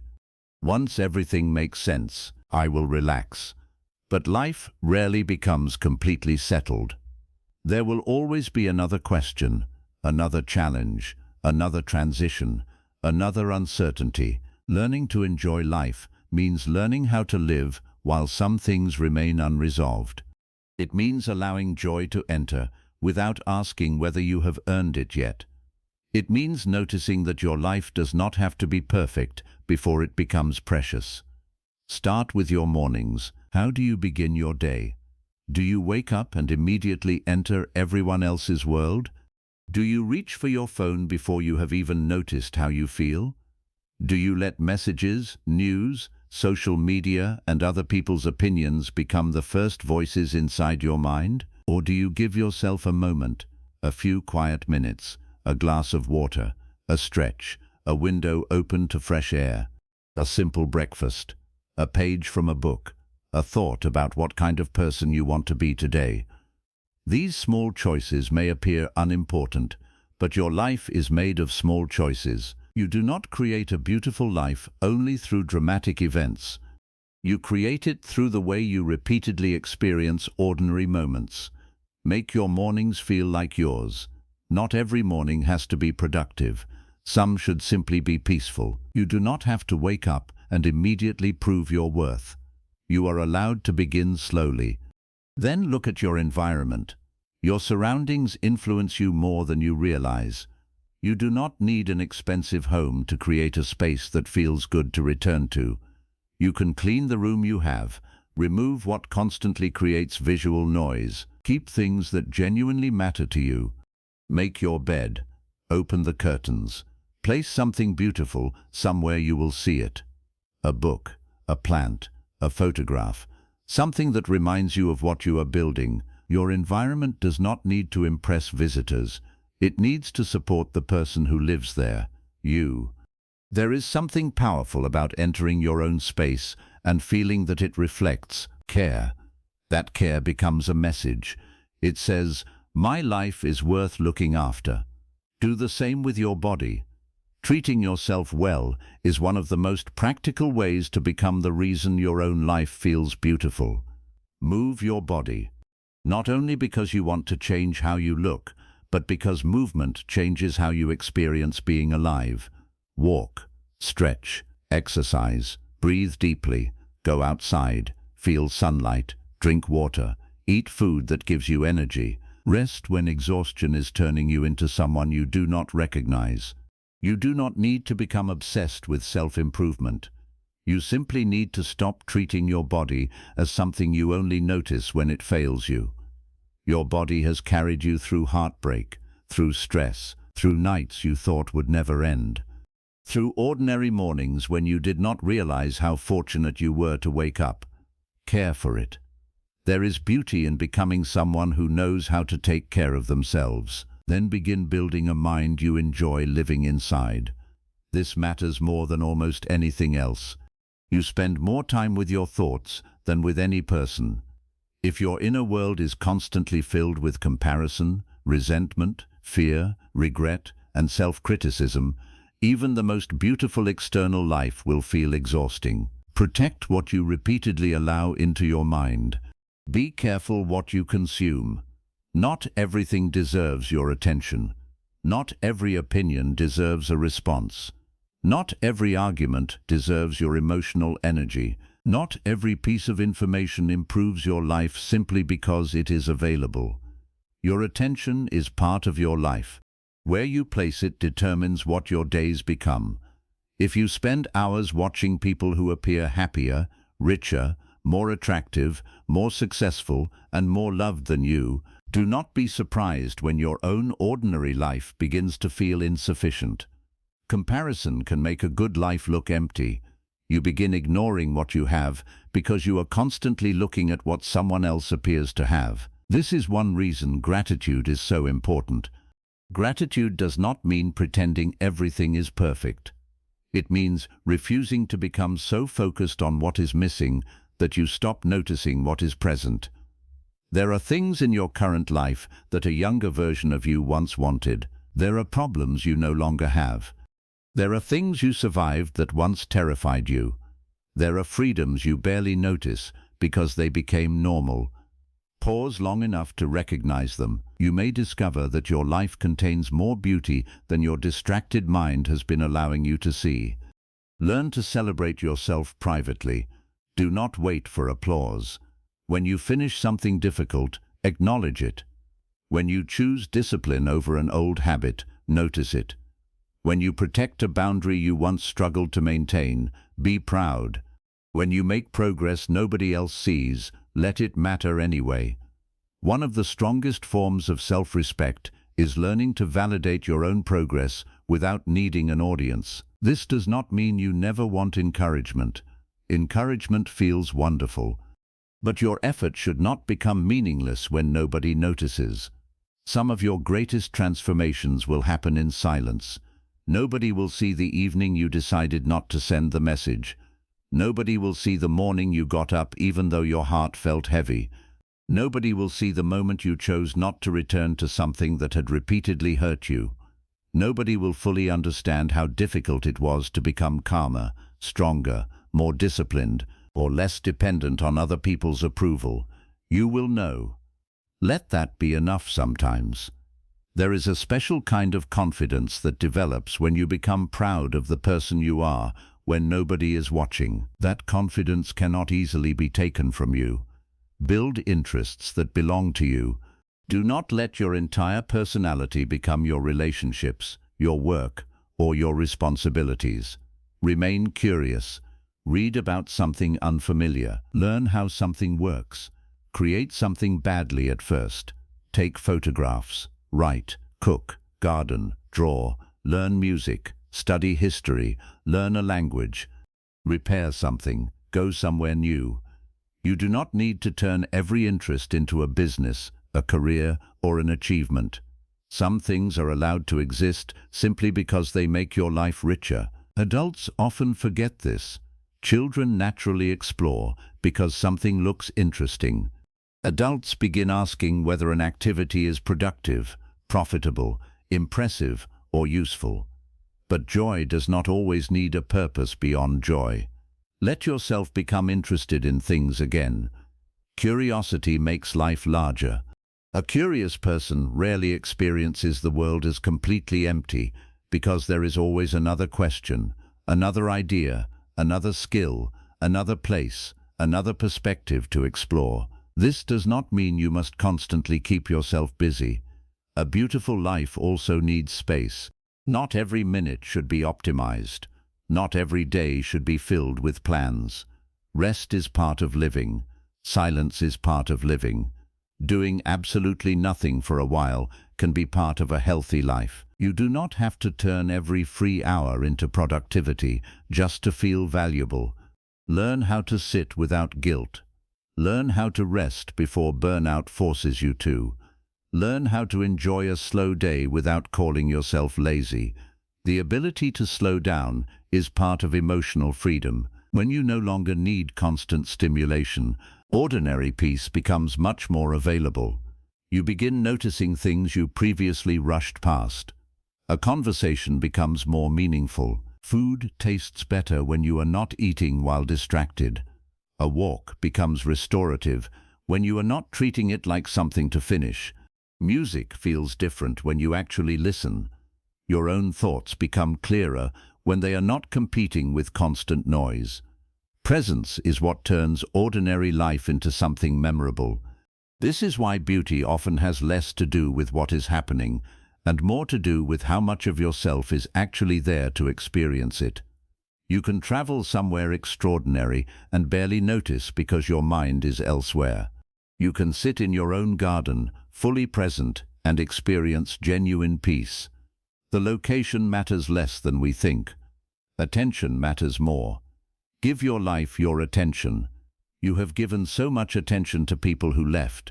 You have spent hours analyzing what they meant, what they felt, why they changed, whether they miss you, whether they regret anything, and whether they will return.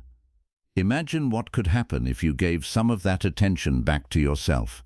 What do you need? What are you building? What makes you peaceful? What are you avoiding? What would make this year meaningful? What could you learn? What could you improve? Where have you been neglecting yourself because you were too busy studying somebody else's behavior? There is your work. There is your life. Come back to it. Become someone who plans things for yourself. Many people only plan enjoyable experiences when another person is involved. They will spend hours arranging a beautiful date, but rarely create a meaningful day for themselves. They will travel when someone invites them, but never choose a destination alone. They will buy thoughtful gifts for others, but almost never invest in something that supports their own growth. Change this. Give yourself things to look forward to. Plan a day trip. Choose a new place to walk. Prepare your favorite meal. Save for something you genuinely value. Create an evening that feels comforting. Go somewhere you have been postponing. A good life requires anticipation. It is healthy to have small things in the future that make you think, I am looking forward to that. Not every source of anticipation needs to be another person. This is one way you become emotionally stable. Your future has multiple reasons to feel exciting. If one plan changes, everything does not collapse. If one person becomes unavailable, your whole week does not suddenly become meaningless. Your life has its own structure. This is what you are creating. And when love eventually enters that structure, it becomes healthier because you are no longer asking it to carry everything. You can love somebody without asking them to become your hobby, therapist, entertainment, purpose, identity, and entire social world. That is too much weight for any relationship. Healthy love has room to breathe. You have your interests, they have theirs. You have dreams, they have dreams. You come together because life feels richer together, not because either of you ceases to exist alone. This is the kind of relationship you become capable of building when you first learn how to build a relationship with your own life. You also become more selective. When your life feels empty, almost any attention can feel valuable. Someone messages you consistently and you become attached. Someone shows interest and suddenly you are willing to ignore obvious incompatibilities. Someone offers companionship and you start sacrificing boundaries because you cannot imagine returning to solitude. But when your life already feels meaningful, attention is no longer enough. You ask better questions. Does this person respect me? Do I feel safe being honest around them? Are their actions consistent? Can we communicate when things become difficult? Do I become more peaceful around them or constantly anxious? Can I remain myself in this connection? Does this relationship support the life I am building or slowly consume it? These questions protect you. You no longer choose people only because you are afraid of being alone. You choose based on quality. This does not make you cold. It makes your love more intentional. You begin understanding that your peace is valuable, and because it is valuable, people should not receive unlimited access to it simply because they show interest. Your heart deserves standards. Your time deserves standards. Your life deserves standards. Creating a beautiful life includes protecting it. This may require saying no. No to conversations that repeatedly leave you drained. No to invitations you do not genuinely want. No to relationships that survive only because you keep abandoning your own needs. No to people who appear only when they need something. No to returning to situations you already know destroy your peace. Every no creates space for a better yes. At first, boundaries can feel lonely. You may lose people. Some will call you different. Some may accuse you of changing. Maybe you have changed. Maybe you finally learned that being kind does not require being permanently available. Maybe you learned that understanding someone's behavior does not require accepting it. Maybe you learned that protecting yourself does not make you selfish. Maybe you simply stopped giving everyone access to the parts of you that took years to rebuild. That is growth. Do not apologize for every form of growth that makes your life quieter. Peace often looks boring to people who are addicted to chaos. You do not have to convince them. Keep building. There is another important part of making your own life beautiful. Stop fighting your season. Every season of life offers something different. There may be seasons of intense connection, seasons of solitude, seasons of building, seasons of rest, seasons of loss, seasons of reinvention. Problems arise when you keep demanding that your current season look like a previous one. Maybe you once had a large circle, and now your world feels quieter.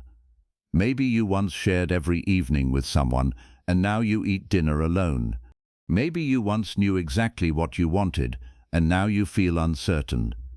Do not automatically assume quieter means worse. A quiet season can be deeply productive.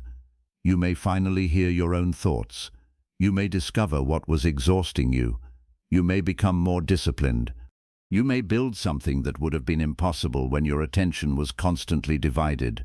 You may develop self-trust. You may finally learn who you are without needing to perform for anyone. Stop trying to rush out of every quiet season. Some of them are preparing you. Let life have different textures. Not every chapter needs romance. Not every chapter needs excitement. Not every chapter needs certainty. Some chapters are for rebuilding. Some are for learning. Some are for becoming. And those chapters can be beautiful too. You decide this partly by the story you tell yourself. If you repeatedly tell yourself, "Nobody is here, therefore my life is empty," your mind will search for evidence of emptiness. But if you begin saying, "This season is quieter, so I have space to create," you start noticing possibility. Language shapes experience. Be careful how you describe your life to yourself. Do not constantly call it lonely if what you really mean is quiet. Do not call yourself behind simply because your timeline is different. Do not call your life boring because it is not dramatic. Do not call your solitude failure because another person happens to be in a relationship. You do not know what their inner life feels like. Build based on your reality, not your assumptions about theirs. There are people surrounded by others who would give anything for the peace you currently overlook. There are people in relationships who feel completely invisible. There are people constantly busy because they are afraid of what they would feel if they stopped. Do not romanticize every life except your own. Learn to see your life clearly. You may already have things worth protecting. Freedom, time, privacy, choice, room to grow, the ability to change direction without needing another person's approval. These things matter. Enjoy them. One day, your life may look very different. You may have more responsibilities, a partner, children, a demanding career, people who need you. The quiet time you currently call empty may eventually become something you miss. This is why presence matters so much. Do not spend one season wishing for the next, and then spend the next wishing you had appreciated the previous one. Live where your feet are. Enjoy what belongs to this chapter. When love comes, enjoy love. When solitude comes, learn solitude. When life becomes busy, appreciate purpose. When life becomes quiet, appreciate space. There is beauty in flexibility. You no longer require life to follow one exact picture before you allow yourself to call it good. You become capable of finding meaning in many forms. That makes you resilient. Because life will change, people will change, you will change. What once made you happy may stop working. What once frightened you may become something you deeply value. The person you once begged not to leave may become someone you are grateful you released. The future you once feared may become the life you eventually love. Leave room for surprise. Do not assume you already know where happiness must come from. Sometimes life becomes beautiful in ways you could never have planned. Maybe through work you never expected to enjoy. Maybe through a friendship that arrived late. Maybe through a hobby that began randomly. Maybe through the peace of living alone. Maybe through a different city. Maybe through becoming healthier. Maybe through finally understanding yourself. Maybe through realizing that the person you were waiting for was never supposed to save you. You were supposed to meet yourself. That realization changes your posture toward life. You stop saying, "Please give me someone so I can finally begin." You begin saying, "I am already here, so I will begin." That is power. Not loud power.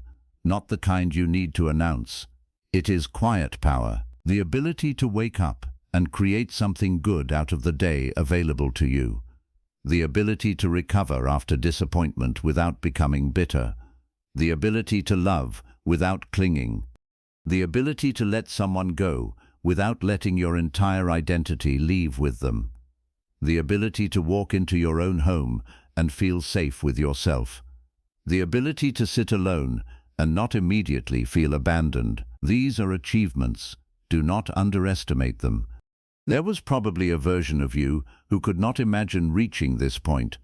A version who thought one person's departure would permanently destroy everything. A version who believed silence meant rejection. A version who confused attention with love. A version who tolerated too much because being alone seemed worse. Respect how far you have come. You did not become stronger because nothing hurt you. You became stronger because things hurt you, and you learned not to abandon yourself afterward. That is the difference. The most important promise you can make now is not that nobody will ever leave you again. You cannot control that. The promise is that you will not leave yourself when they do. You will not stop eating properly because somebody changed their mind. You will not abandon your goals because a relationship ended. You will not return to people who repeatedly hurt you simply because one evening feels lonely. You will not turn rejection into proof that your entire life has no value. You will remain. You will care for yourself. You will rebuild. You will remember that pain is a season, not an identity. This is what it means to become emotionally safe for yourself. You learn that no matter what happens outside you, there is somebody inside your life who intends to remain loyal to your well-being. You build that trust slowly. When you promise yourself something, try to keep it. If you say you are going to stop checking something that disturbs your peace, stop. If you say you are going to begin taking care of your health, take one real action. If you decide a relationship has crossed your boundaries too many times, do not keep moving the boundary because you are afraid of the consequences. Every time you honor your own word, self-trust grows. Every time you betray yourself to keep somebody else, self-trust weakens. Your relationship with yourself is built the same way every relationship is built, through consistency, respect, honesty, care, forgiveness, and presence. Be present for yourself. Do not only like yourself when you are productive. Do not only respect yourself when you look your best. Do not only believe in yourself when life is going well. Anybody can feel confident when everything is working. The deeper relationship appears during failure. When the plan does not work, can you still treat yourself with dignity? When you embarrass yourself, can you learn without becoming cruel? When you feel lost, can you remain curious rather than calling yourself hopeless? When you are heartbroken, can you take care of the person who is hurting instead of punishing them for caring? That person is you. You deserve the same patience you so easily offer to people you love. This does not mean making excuses. Love can be honest.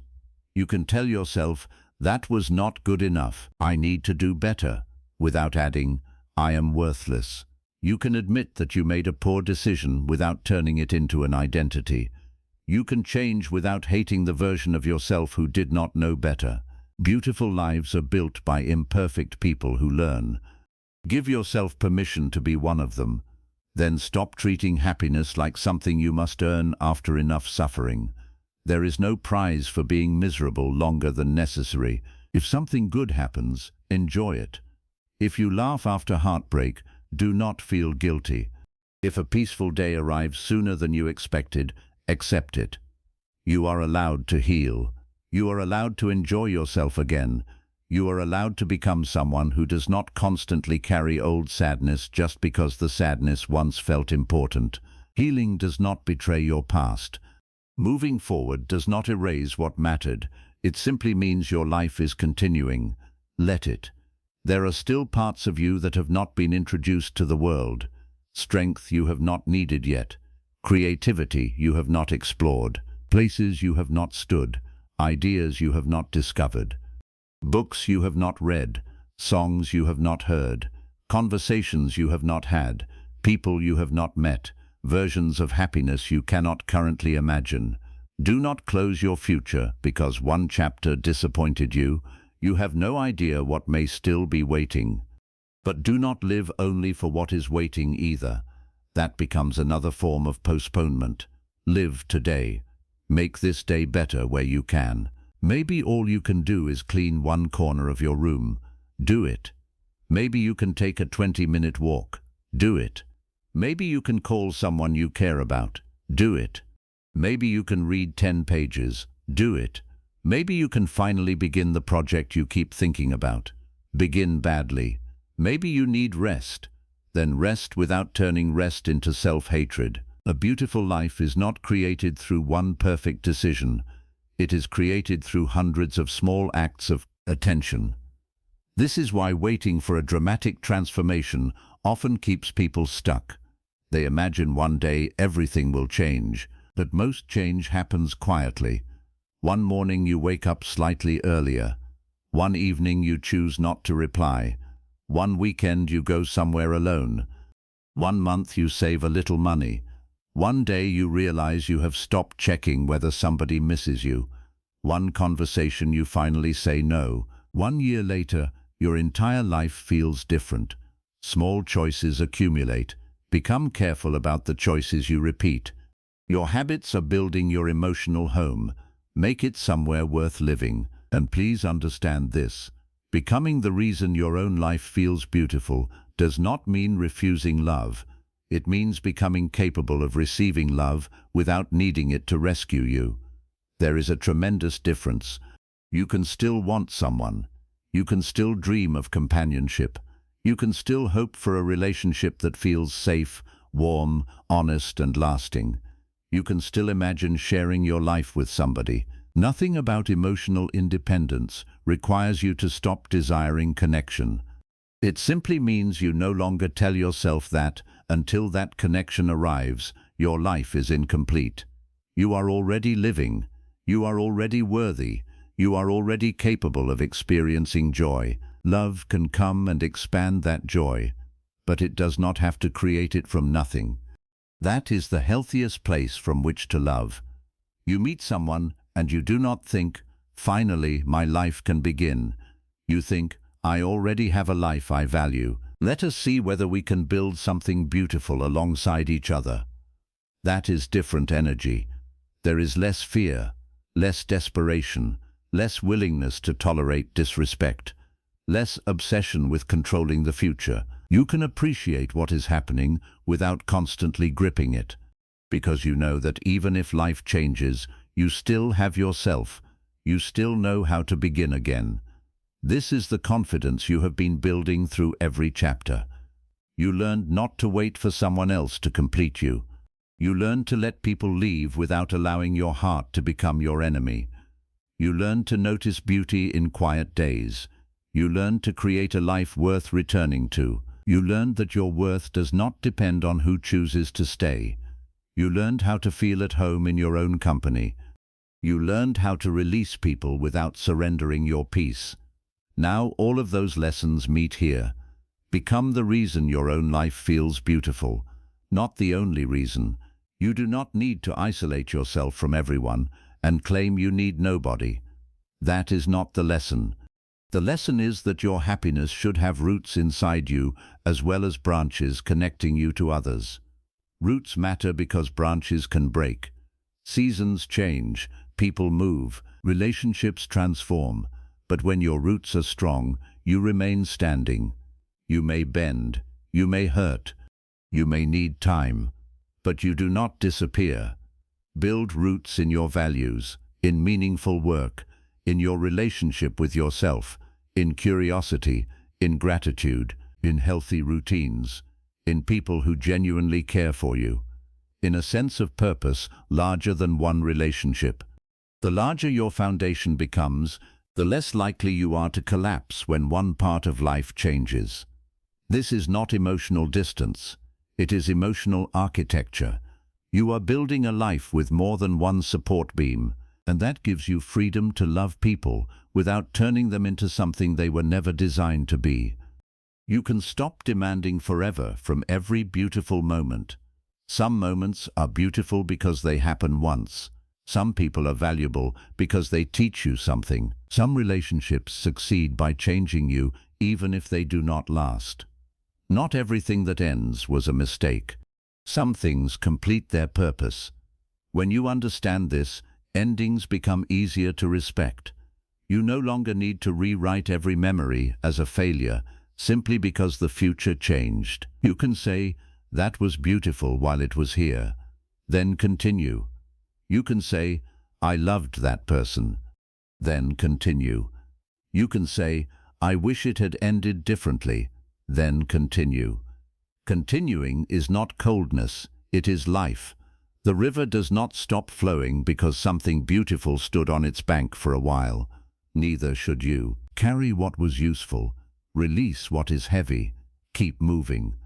There may still be mornings when loneliness catches you unexpectedly. Do not judge yourself. You are human. Even people who enjoy solitude want to be held sometimes. Even emotionally strong people want someone to understand them. Even independent people can miss companionship. You do not need to eliminate these desires. You simply need to stop being ruled by them. When loneliness comes, listen carefully. Maybe you need meaningful connection. Reach out to someone healthy. Maybe you have been isolating too much. Go into the world. Maybe you are simply tired. Rest. Maybe you miss a specific person. Allow yourself to miss them without automatically returning. Maybe you have stopped doing things that make your life interesting. Create again. Loneliness contains information.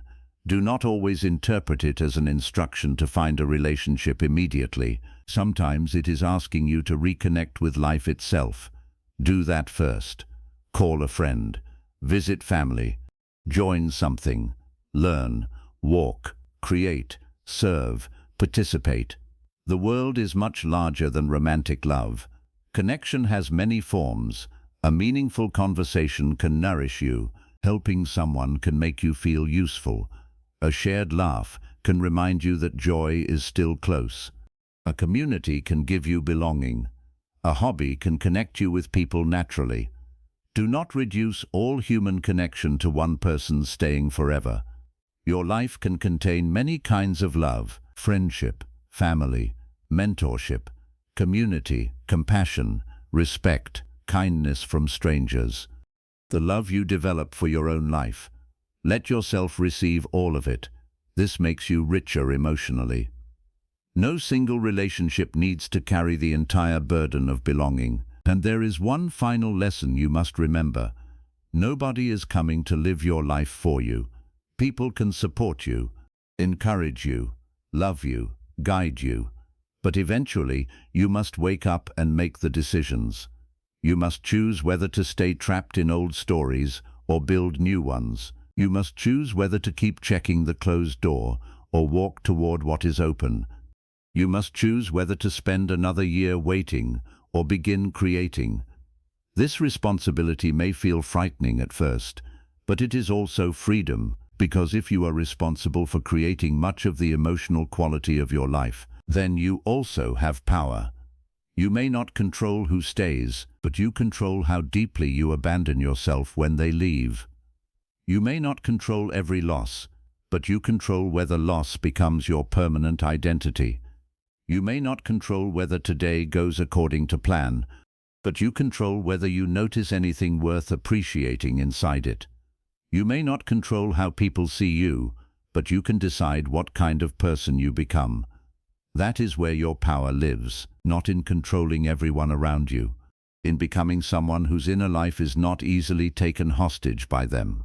One day, perhaps sooner than you think, you will wake up and notice that your life feels different. Not because somebody finally arrived, because you did. You arrived fully inside your own life. You stopped watching it from the waiting room. You started participating. You started making plans. You started protecting your mornings. You started choosing yourself without needing to reject everyone else. You started enjoying your own company. You stopped reopening doors that consistently led to pain. You began taking yourself seriously. And suddenly, ordinary days became warmer. Your home felt different. Your thoughts became calmer. You laughed more easily. You stopped checking your phone as often. You began looking forward to things that had nothing to do with anyone's attention. That is when you realized something beautiful. You were never waiting for another person as much as you were waiting to become present in your own life. Now you are here. Stay. Stay close to yourself. Stay curious, stay open, stay willing to love, stay willing to walk away when love begins costing your dignity. Stay committed to making your life meaningful even when nobody is watching. Stay grateful when good people enter. Stay grounded if they eventually leave. And keep building. Build mornings you enjoy waking into. Build evenings that calm you. Build a mind that does not attack you every time something goes wrong. Build a body you care for. Build work you can respect. Build interests that keep you curious. Build friendships that feel mutual. Build boundaries that protect what matters. Build memories that belong to you. Build enough inner peace that silence no longer feels like rejection. Then when someone comes into your life, you do not hand them a broken, empty world and say, "Please make this beautiful." You invite them into something already alive, something you have been caring for, something with structure, something with warmth, something that can survive change. And if they stay, you cherish them, you love them, you build with them. You allow their presence to make your life richer, but you never forget where you live, inside your own life, inside your own mind. Inside the person you have finally learned not to abandon. And if one day they choose another road, you may stand there with tears in your eyes. You may wish things had been different. You may feel the absence. But you will not mistake grief for the end of your life. You will know what to do. You will return to your routines. You will call the people who love you. You will go outside. You will rest. You will feel. You will remember. You will slowly create again, and eventually you will smile without forcing it. Not because the past became meaningless, because the present became alive again.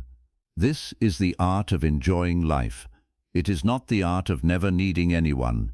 It is not the art of becoming emotionally unreachable. It is not pretending that departures never hurt. It is learning that your ability to experience life cannot be placed entirely in someone else's hands. It is loving without disappearing, receiving without depending completely, releasing without becoming empty, remembering without living backward, and returning to yourself every time life tries to convince you that your happiness has walked away with somebody else. Your life is still here. Your mornings are still here. Your future is still here. Your capacity to learn, laugh, love, create, explore, and begin again is still here.